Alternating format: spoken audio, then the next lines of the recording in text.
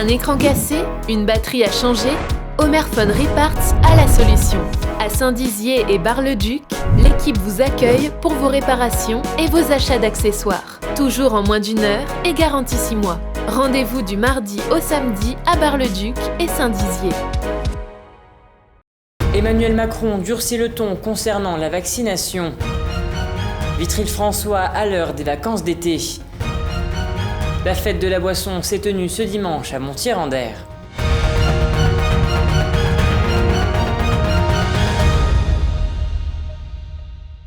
Bonsoir à tous et bienvenue dans votre journal du mardi 13 juillet 2021 et ouvrons cette édition avec l'allocution d'Emmanuel Macron, président de la République, qui s'est tenue hier soir. En effet, le chef de l'État a présenté de nouvelles mesures de restriction.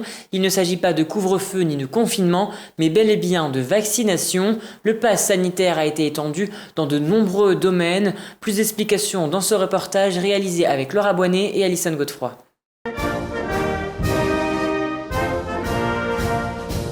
Françaises, Français.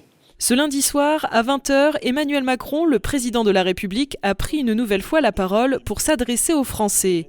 Face à la reprise de l'épidémie provoquée par le variant Delta, le président a annoncé un nouveau tour de vis. Pour l'exécutif, la seule solution pour sortir de cette crise sanitaire est le vaccin. Plus nous vaccinerons, moins nous laisserons d'espace au virus pour se diffuser, plus nous éviterons les hospitalisations. Cette prise de parole fait l'objet de plusieurs controverses concernant l'obligation de la vaccination. Le président de la République l'a rendu obligatoire pour le personnel soignant.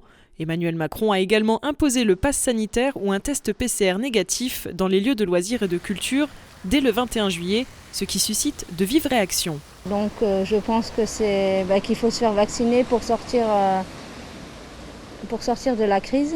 Donc moi je pense que j'en suis favorable. Il nous dit pas les choses du genre c'est obligatoire, mais on comprend bien qu'on n'a pas trop le choix, vraiment. C'est un peu forcé sans le dire, quoi. Il est totalitaire, on n'est plus en démocratie, et il nous fait un coup d'État, c'est scandaleux. Piquer les enfants, c'est une honte. Ce pass sanitaire sera disponible en format papier ou numérique. Une fois vacciné ou testé, il suffira de le prouver auprès des établissements concernés. Pour les gérants, cette mesure reste floue et compliquée à mettre correctement en œuvre. J'en pense que ça va être très compliqué à notre niveau aussi, parce que ça va être une organisation assez complexe, une perte de temps.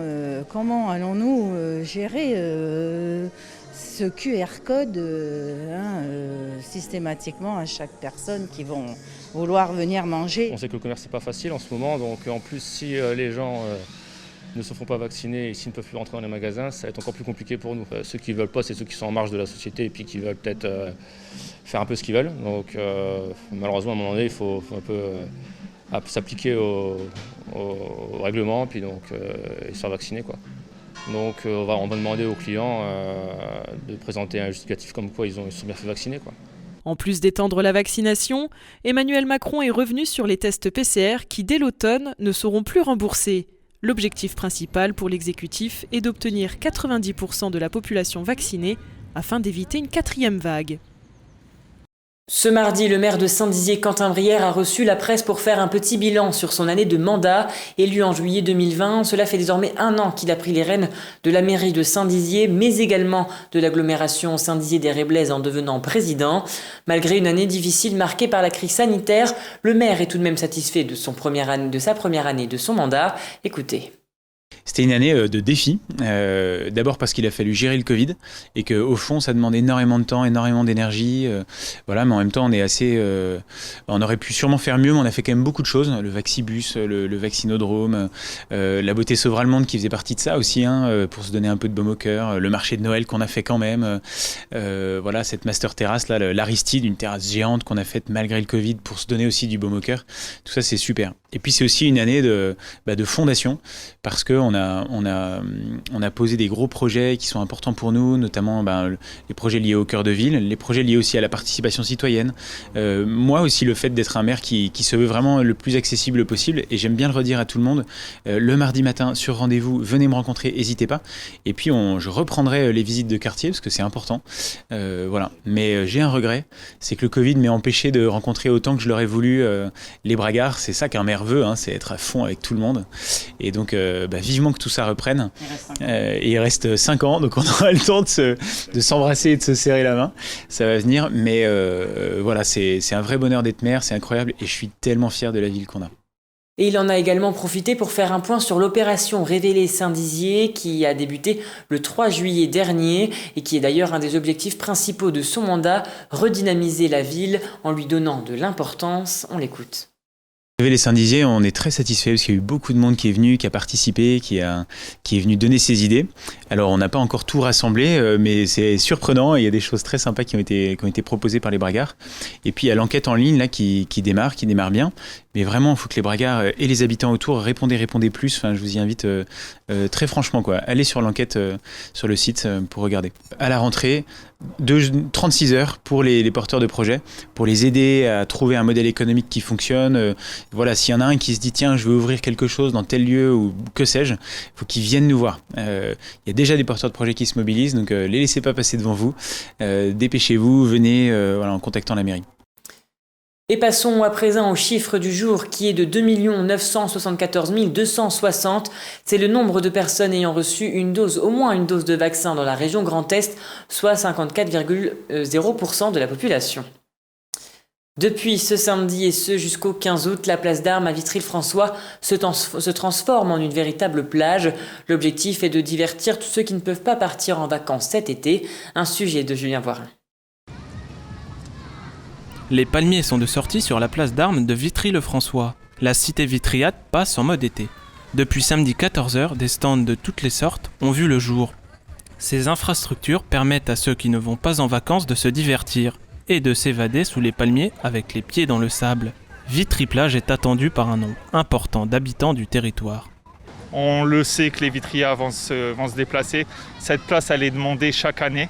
L'an dernier, malheureusement, on n'a pas pu la mettre en place à cause de la crise sanitaire. Du coup, ça a vraiment été un manque pour la ville et les gens sont vraiment demandeurs et sont friands de cette place et prennent plaisir à venir du début jusqu'à la fin.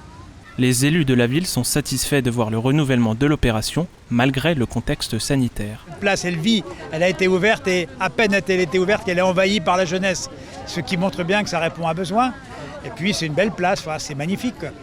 Au cœur de la ville, donc c'est aussi par rapport au commerce, c'est aussi un phénomène attractif qui permet aussi de faire en sorte que les commerces soient aussi appâtés finalement par le public qui vient ici sur cette place et le public peut aussi faire ses courses et profiter également des commerces du centre-ville.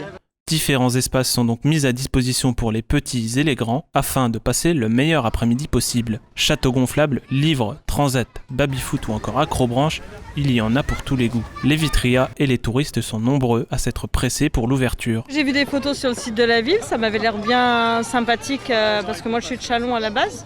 Et donc on s'est dit qu'on allait venir faire un tour et on n'est pas déçus. Voilà. On a fait un peu de baby-foot, on a été au saut gonflable tout à l'heure là-bas. Et ouais, ça fait 20 minutes qu'on est sur le baby-foot là, en plus il est super bien. Et on se dit que même des grandes villes, des fois, n'ont pas le déclic pour faire des choses comme ça. Je pense que c'est bien d'avoir mis... Je pense que c'est bien. C'est bien. J'avais jamais fait de tir à l'arc avant. C'est la première fois. Voilà. Ça va, t'as visé la cible quand même, hein? Oui. Ouais, on est des warriors dans la famille. Ces animations sont ouvertes 7 jours sur 7, de 14h à 19h jusqu'au 15 août. Une occasion pour les Vitriats de sentir ce petit goût d'été au chaud et sous les palmiers. La brasserie artisanale du Der a organisé sa 7e fête des boissons à Montier-en-Der ce dimanche.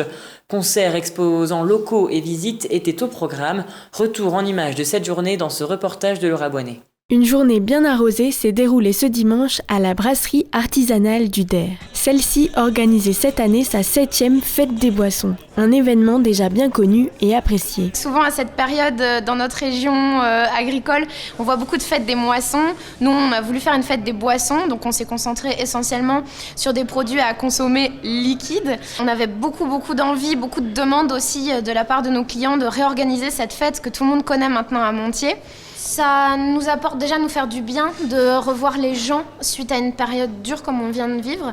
Ça a été très compliqué pour nous en tant qu'artisans, donc c'est surtout ça en fait, retrouver les gens, faire en sorte que tous nos bénévoles se retrouvent aussi autour d'un événement festif, retrouver les producteurs. Ce sont donc une dizaine de producteurs locaux qui sont venus profiter gratuitement de l'occasion pour exposer leurs produits et rencontrer le public.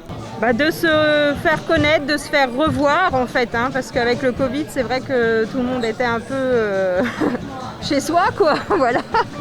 Et ça fait ressortir, c'est vrai, et puis on a le temps avec nous, donc c'est super, voilà. Nous, au départ, c'est tout ce qui est jus de pomme, tout ce qui est à base de jus de pomme, donc jus de pomme, poire, puis après tout ce qui est fruits du verger, coin, et on a fait une gamme agrumes.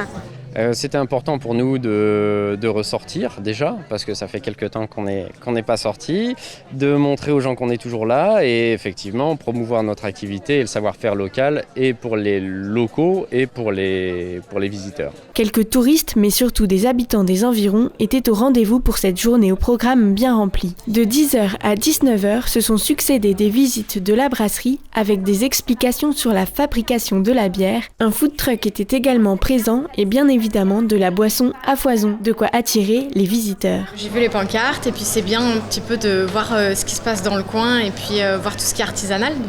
Les exposants très intéressants, tout vient du coin donc c'est plutôt bien, on voit ce qui se passe. La visite était ultra intéressante, on a pu poser toutes les questions qu'on voulait, il y a eu réponse à tout donc on est vraiment satisfait. Je suis un grand amateur de bière et j'habite Vitry-le-François donc ça faisait une sortie pas très loin. Puis on a tellement fait peu de choses depuis un moment que dès qu'il y a une opportunité, on y va quoi. On est amateurs de bière tous, alors les enfants avec plus de modération que nous, puis si possible écouter de la musique.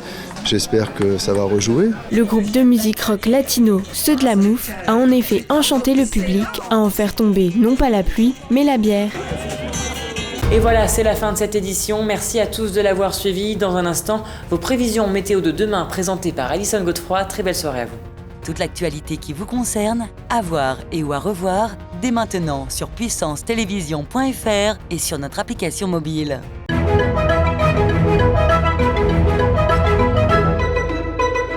Bonsoir à tous, sortez vos parapluies, on continue avec une semaine pluvieuse, avec demain matin de la pluie. Il fera 13 degrés à Chaumont, les maximales atteindront 15 degrés à Vitry-le-François.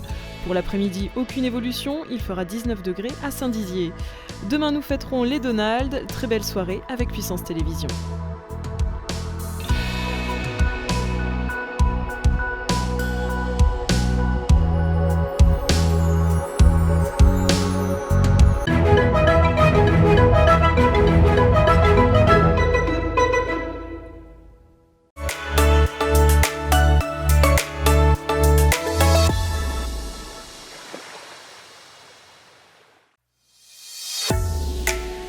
Bonjour à tous et bienvenue dans votre météo des plages. Direction le lac du Der, on annonce de la pluie sur les plages de la Cornée du Der, à Giffaumont, à Champaubert et aux sources du lac.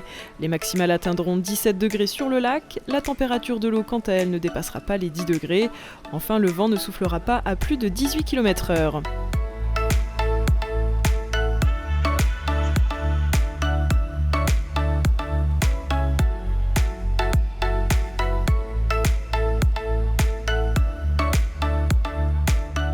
En Meuse, du côté du lac de la Madine, on annonce également de la pluie. 15 degrés pour les plages de Heudicourt et Nonsard, 9 et 8 degrés pour la température de l'eau. Enfin, l'indice UV sera de 0. Dans l'Aube, au lac d'Orient, à la plage de Géraudot, de Ménil-Saint-Père et de Lusigny, le temps sera tout aussi pluvieux. Il fera 16 degrés et la température de l'eau ne dépassera pas les 10 degrés.